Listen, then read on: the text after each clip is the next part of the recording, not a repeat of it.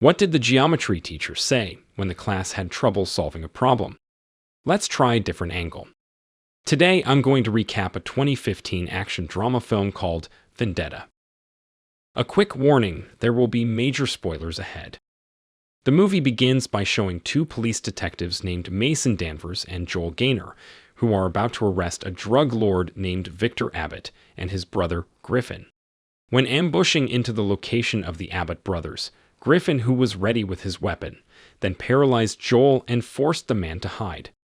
Knowing this, Mason tries to attack Griffin, and the two engage in a shootout.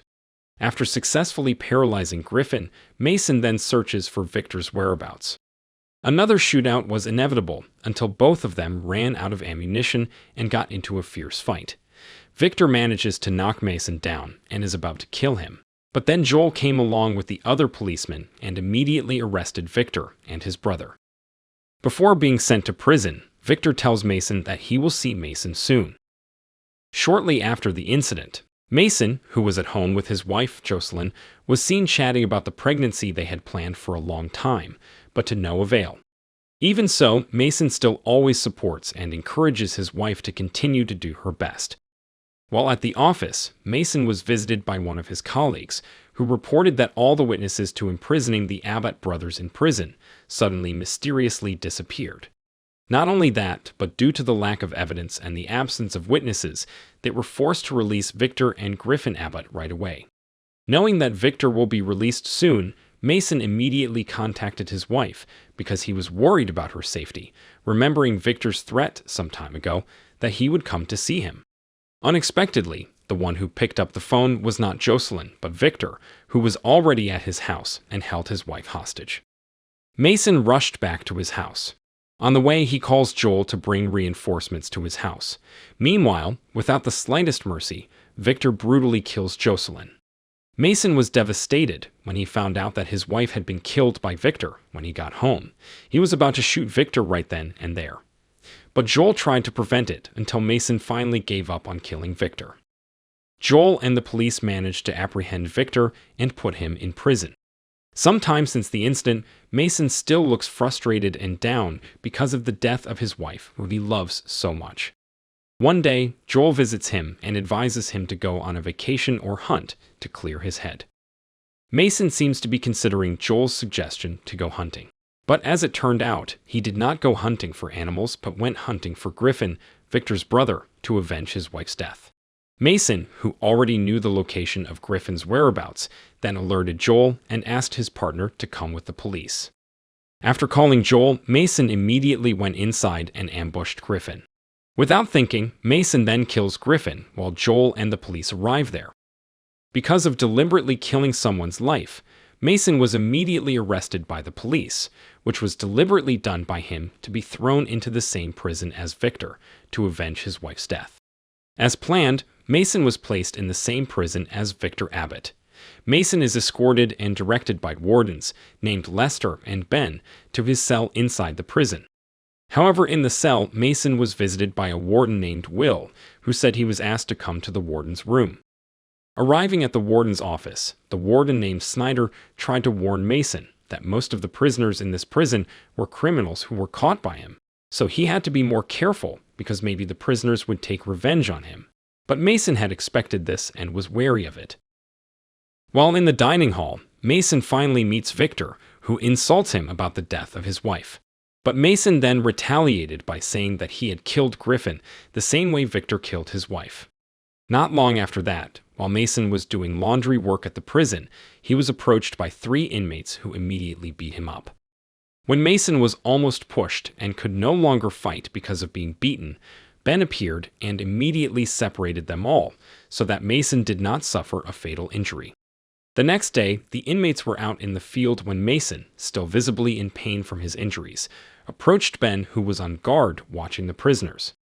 Ben turns out to be a police detective before being expelled and becoming a prison warden.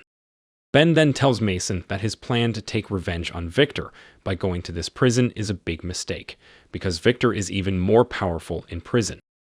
Victor has killed the strongest prisoners in this prison, so he is highly respected. Not only that, Victor is even further developing his drug business in prison with the help of two of his trusted men, Drexler and Booker. Ben then emphasizes that Victor is just the body of the snake, not the head, which indicates that there are more powerful people than Victor in the drug business in prison. A few days later, Joel visits Mason in prison to find out how he is doing. But Mason then asked Joel to check the prisoners, who had recently been released, because he assumed that Victor Abbott did his drug business in prison through them. Unbeknownst to Mason and Joel, Lester overhears their conversation and reports the matter to Snyder. After that, when Mason returned to his cell, he remembered the names of his attackers in the laundry room, who were none other than Victor's men, Marco, Flynn, and RB. Mason then makes a simple but lethal weapon from a pen to retaliate for the actions of those who intend to kill him. Mason then launched a counterattack the next day by stabbing Marco with his gun, and the man died from blood loss. After that, Mason came to Flynn, who was alone, and strangled him to death.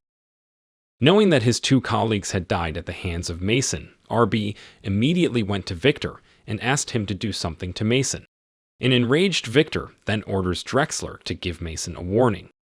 Drexler then sends someone to attack Mason in his cell, but Mason managed to knock out the man to a pulp.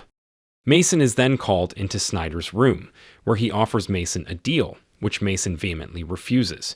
Because Mason refuses his offer, Snyder then orders Will to lock Mason in solitary confinement. Knowing that Mason had succeeded in immobilizing his men, Drexler then went to Victor and asked that Mason be killed immediately.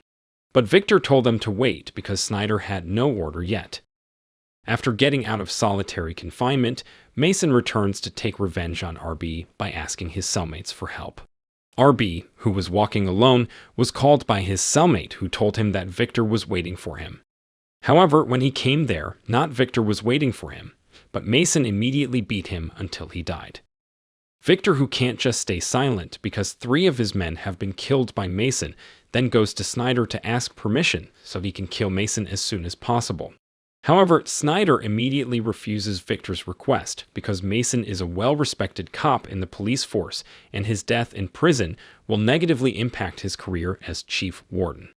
Snyder then hands over a piece of paper with Joel Gaynor's name on it, and tells Victor to use the man as a tool to get revenge on Mason. At Snyder's orders, Lester then contacts Joel and informs him of the death of Mason Danvers, who had been engineered to lure Joel into prison. However, upon arrival at the prison, Joel is beaten badly by Victor and his men, and Mason witnesses the torture. The next day, Mason went to Snyder in his room and asked about a deal that would benefit both parties. Snyder says that he wants him to kill the people out there who mess with his business because Mason, who knows so much about police rules, is also a cold-blooded killer. But before that, Mason made a request to Snyder, who immediately agreed. Mason asked Snyder to help him kill Booker, one of Victor's right-hand men. Knowing that Booker is dead, Victor immediately goes to Snyder in his office and threatens him that he will kill Mason right away. Realizing that Victor will attack him while they are in the dining hall, Mason deliberately attacks one of the guards to send him to solitary confinement to anger Victor. While in solitary confinement, Mason is approached by Ben, who gives him a knife for self-defense. The next day, Snyder meets Mason in solitary confinement to discuss their deal. However, Mason instead said they didn't have any agreement from the start, and he didn't need Snyder anymore. Snyder, furious that Mason had betrayed him, then leaves Mason and seems to be planning something. The next day, Snyder comes to Mason and says that he will transfer him to another prison so he can't take revenge on Victor. After being released from solitary confinement, Mason is informed that Snyder is arranging for Mason's transfer to another prison to be expedited. Knowing that Victor was in Snyder's office, Mason then approached Drexler, who was alone, and beat the man. Not long after, Drexler's men came and they gang up on Mason. But Mason can easily beat them. After that, Mason drags Drexler onto the prison roof and knocks him right on top of Will, who is on guard, causing them to die instantly. The below prisoners took Will's gun and made a mess of the prison grounds. Victor tries to shoot Mason in the chaos, but the bullet hits another prisoner instead. Mason then forces Victor to fight with his bare hands.